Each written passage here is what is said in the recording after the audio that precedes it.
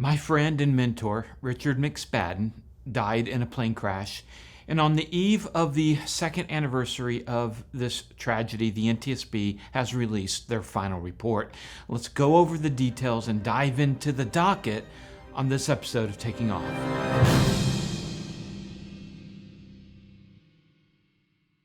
Hi, I'm Dan Milliken, and this one is a very hard story for me to cover.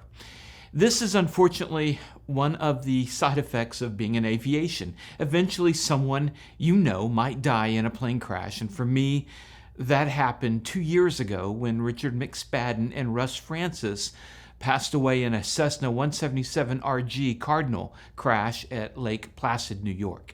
Shortly after the crash, I did a report on Richard, who's been on this channel several times through the years, and I'll put a link to all those in the description below. My heart breaks for the families of Russ and Richard. You lost really good people that day. And also reading through the docket and what the AOPA guys in the Bonanza went through is heart-wrenching. And I can't imagine the feelings, the emotions, the long nights that they must have had afterwards. And I'm going to add at the end of this video Richard sharing his worst and best story from aviation. There are some really important takeaways in this crash and a few things that aren't really being reported that I want to bring up from the docket. We can learn a lot, so let's get to it. It was October 1st, 2023 in the mid-afternoon. It was a beautiful day. Clear skies, light wind from the north, 73 degrees Fahrenheit. Russ Francis, a former NFL tight end and experienced pilot, owned a Cessna 177 RG that was going to be photographed in the fall leaves of upstate New York by AOPA. The plan was the camera ship, a Beech Bonanza A36, would take off, followed closely by the Cardinal. And the pilots briefed the flight beforehand.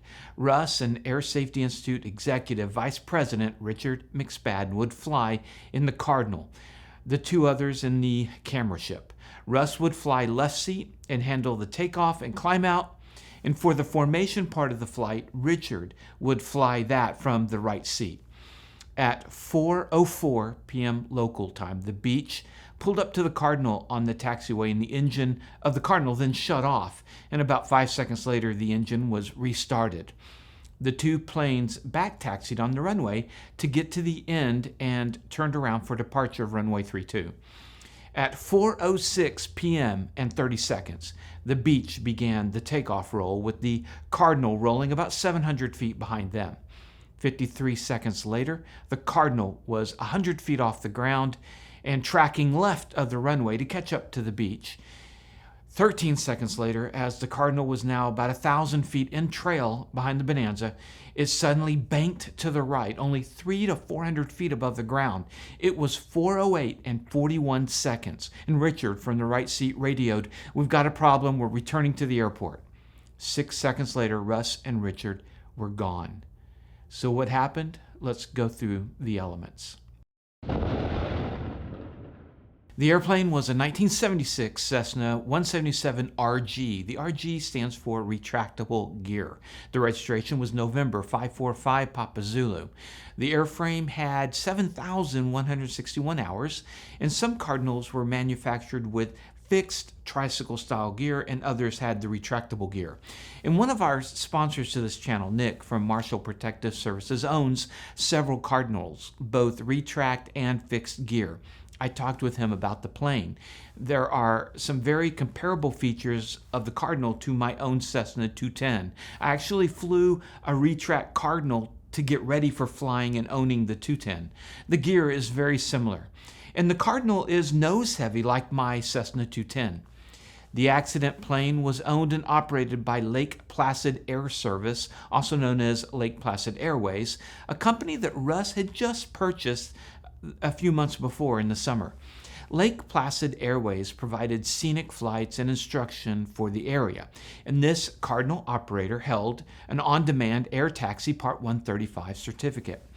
The Cardinal is a high-wing Cessna that does not have the iconic strut that you see on the common 172s. With it being nose-heavy, Nick tells me that he will often add weight to the back of the plane to bring the center of gravity, or CG, away from the front limit. And some 210 owners will do the same, especially with the pressurized models. Airplanes will have approved limits for the center of gravity, and once it's fore or aft of the CG limits, the aircraft will have control difficulty. If CG is too far forward in a nose-heavy situation, it can decrease the performance, it raises the stall speed, and difficulty in controlling pitch. More on the CG shortly. On a normal takeoff, the Pilot Operating Handbook, the POH, indicated 10 degrees flaps on the Cardinal. Rotation at 55 knots with subsequent climb 65 to 75 knots. Stall speed for the Cardinal is between 53 to 61 knots. One interesting note in the POH, gear up or down does not impact stall speed. In addition to having the retractable gear, the plane also has a constant speed propeller. And what this means is that the pilot can adjust the pitch of the propeller blades to take more bite or less bite of air, which gives the propeller more or less lift, which is thrust. In effect, it's like a 10-speed bicycle. In low gear, pedaling is easier and faster, but the wheels don't turn as much. In high gear, your legs do less work for more torque, the wheel turning. And the same thing here with the propeller. At takeoff, you take less bite, so the propeller and consequently the engine doesn't have to dig so hard. And then later in cruise, you can take a bigger bite and the engine doesn't have to work as hard. Torque. This is all controlled by the RPM indicator of the engine. High RPM means not as much bite. Lower RPM means you're taking more bite. Now, the airplane had had a recent engine overhaul and had come out of annual 6 months prior. The engine had 76 hours since that overhaul. And on the Lycoming IO 360, the first 50 hours or until oil consumption stabilizes is considered the break-in period. So it was just beyond that. And that's the plane.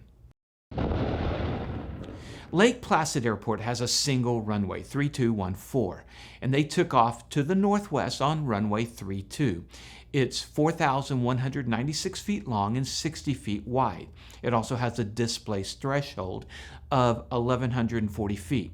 For those non-pilots, this is part of the runway marked with white arrows or chevrons in which you can't land on it, but you can take off from it.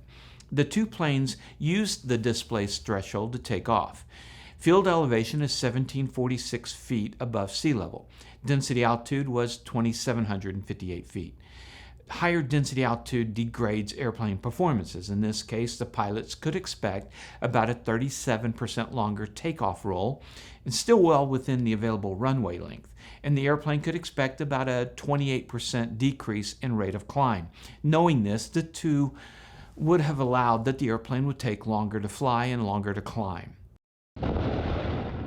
Russ Francis was in the left seat and was the pilot flying for this part of the flight. He was 70 years old. He held a commercial pilot certificate for single-engine land and multi-engine land, also a helicopter rating. He had his instrument rating. He had a current second-class medical, and he had about 9,000 hours all aircraft, which is a lot for a non-airline pilot. And having just recently bought the company that owned the Cardinal, he had only 10 hours in the 177RG. He also had a type rating for the DC-3. Russ loved aviation, and he loved it all of his life. He was regarded as a skilled and competent pilot. Another interesting fact from the report, a few days before the accident flight, Russ asked an instructor to go up with him on a practice flight for the upcoming photo flight with AOPA. The flight instructor and Russ drilled what the pilot in command should do in an emergency on the takeoff and departure. And on the actual flight, when about 200 feet in the air, they heard a noise, felt a draft, the instructor looked back, and the baggage door had opened. They were between 500 to 800 feet above the ground.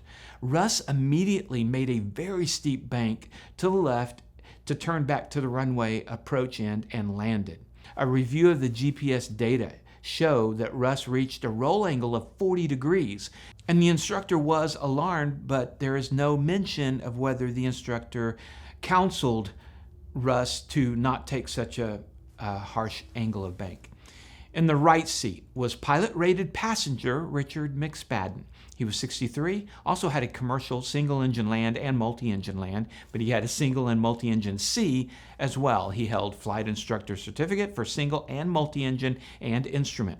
He had a type rating in the citation, the CE 525 rating. He had flown F-15s and F-16s in the Air Force and was Thunderbird #1 during his military career. And you can see why he was a mentor of mine. He actually had less hours total than Russ, with estimated 5,800 hours total all aircraft. The airplane lifted off at 4:08 and 7 seconds. At 4:08 and 32 seconds, the engine decreased and the airplane began rolling to the right. On takeoff, the Cardinal is supposed to have an RPM of 2,700. The NTSB determined by the sound recorded on surveillance videos that the RPM rolled back to 2125, plus or minus 75 RPM. You're still making some thrust at this point.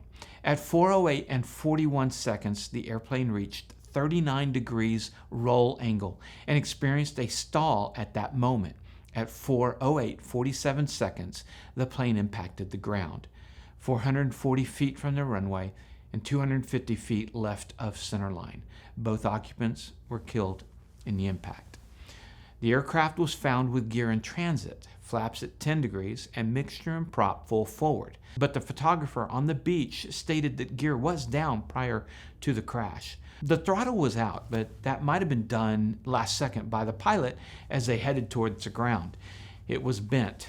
The NTSB could find no weight and balance calculation for this flight, but basing everything on the evidence at hand, they determined the center of gravity exceeded the forward limit by 1.2 inches, and this would contribute to a higher stall speed and difficulty controlling the aircraft. Before we get to some crucial takeaways, here's what happened in the aftermath of the crash. This paragraph in the NTSB final report sums up the variables and conditions that led to this tragedy. The pilot's failure to perform weight and balance calculations led to the airplane taking off outside its forward CG limit, which likely degraded the controllability of the airplane. The subsequent partial loss of power during the takeoff and climb, and along with the higher than normal density altitude, likely reduced the airplane's climb performance substantially. The pilot's subsequent aggressive use of the flight controls to turn back to the airport ultimately resulted in the airplane exceeding its critical angle of attack and entering an aerodynamic stall at an altitude from which a safe recovery by the pilot was not possible. The NTSB determined the probable cause to be a partial loss of engine power for undetermined reasons. Contributing was the pilot's inadequate weight and balance planning and his aggressive low-altitude maneuvering, which resulted in an aerodynamic stall and loss of control. I remember where I was and what I was doing when I got the word about this crash, and I couldn't believe that my friend, someone I just talked to a couple of days before, was gone. Some on social media pointed to his series on what pilots call the impossible turn, or the turn back to the airport if you have an engine loss on climb out, and the irony. But I don't know that I'd call it any differently on a return to the airport if I still have thrust. The issue was the aggressive bank, which increased the stall speed. If he'd actually just continued a traffic pattern, standard rate turn, instead of such a harsh bank, they might have been fine. Even so, up until the last few seconds, Russ probably thought he'd land just like he did when the baggage door had opened the previous trip. In order to land runway 14, it would have required that huge bank. With a questionable engine that might conk out at any moment, maybe a tight pattern, climbing if able to give you some time, and coming around to land runway 32 might have been a better option, but you know what, that's just Monday morning quarterbacking. It's easy to point that out here and now, 2 years later. But it does lead to some interesting, important takeaways that I'll get to momentarily. I want to go through some witness statements from the final report and the docket. One witness states that during the takeoff roll, the propeller sounded like it was set for climb and not takeoff. Another witness, a glider pilot who had just landed in the grass near runway 32, said that the accident aircraft took maybe 100 feet longer than the beach to take off and was just barely off when they saw white smoke come out of the exhaust like poof, poof, poof, and then nothing. Somebody else at a hangar on the field thought he heard the engine sputter on takeoff and then start running normal again. On the mystery of the Cardinal engine cutting off on the ramp, one witness said it might have been possible due to a new policy they had that the fuel selector switch should be placed in the off position after a flight. All right, time for some takeaways. Some might say that Richard, a former fighter pilot, Thunderbird Leader, AOPA vice president, should have grabbed the controls. And no, that's not the way it works unless you pre-brief it. In an emergency, Russ was the pilot flying. It was his plane. In hindsight, it's easy to see his hard roll led to the aerodynamic stall, but you for sure will lose control if you have two people trying to control the plane. Also, Mike Ginter of the Air Safety Institute just put out their video, and thank you, AOPA, for that. And Mike brings up an interesting point. Treat a partial loss of engine thrust as a complete loss of engine thrust. And honestly, I need to think about that one more. In a complete loss of thrust at 300 or 400 feet above the ground, prudence dictates that you land straight ahead, best option, 15 degrees on either side, 30 degrees total. In this case, looking at the map, it would have put you into houses or this narrow tree-lined street. It's possible that this road might have been wide enough, but I don't know. And there was a golf course several miles away, but 90 degrees off to the right. The best option here might still have been to turn back to the airport under partial power. I'd be glad to hear your thoughts on this in the comments below. I don't know where I stand on this right now. What really sucks here is that this would have been one of those times I'd call Richard and get his thoughts. Can't do that now.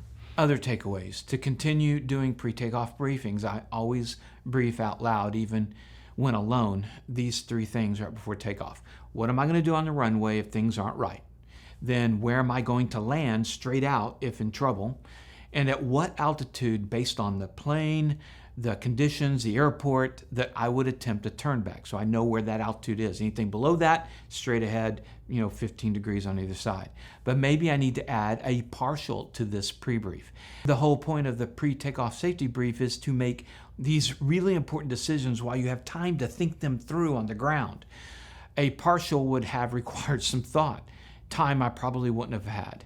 So maybe I'll add partial power where I can't maintain altitude and partial power where I can maintain altitude and what I'm going to do in those situations. And then train to do a standard rate turn. The biggest killer here isn't losing the engine. The biggest killer is stalling the airplane. I need to remember to fly it as far into the crash as possible. This has been the hardest crash I've researched, but there's important stuff that can save lives. And as hard as it's been for me, I just can't imagine the pain for Russ and Richard's family, or the AOPA family, especially the guys that were there with Richard that day that were in the beach. You're in my prayers. And I'm going to close with a story from Richard when he was on our show in the hangar, and it was about his worst feeling in aviation and then his best. The evening that I got word on Richard was my worst moment in aviation. And I wish it could have had the happy ending that Richard talks about here. I'll be back to close it up. Scariest moment for me is an easy one because in my year in 2003, in September, Mountain Home Air Force Base, you may have seen this picture. There's a picture of a guy in an F-16 that's ejecting out, and he ejected within, I think it was 0.8 of a second of the airplane hitting. There's also a video of him ejecting out of the cockpit. Well, that was my team. And so I was in the diamond formation. We had made a diamond takeoff, and the way it worked is if this is the runway, the diamond takes off and it comes down and it's going to come in perpendicular to the runway. And then he takes off and does a split S. And your whole work there is, my job is to deconflict from him, let him give enough time to do the split S before I come over. Well, by the time I turn the corner, all I see is just a line of fire, and I hear people yelling, "Knock it off, Thunderbird 6 has gone in." And if you're an air show pilot, you hate line of fire like that, because it usually means the pilot tried to stay with it and didn't get out. The smoking hole is, you don't want to see any of them, but you'd rather see the smoking hole than the line of fire.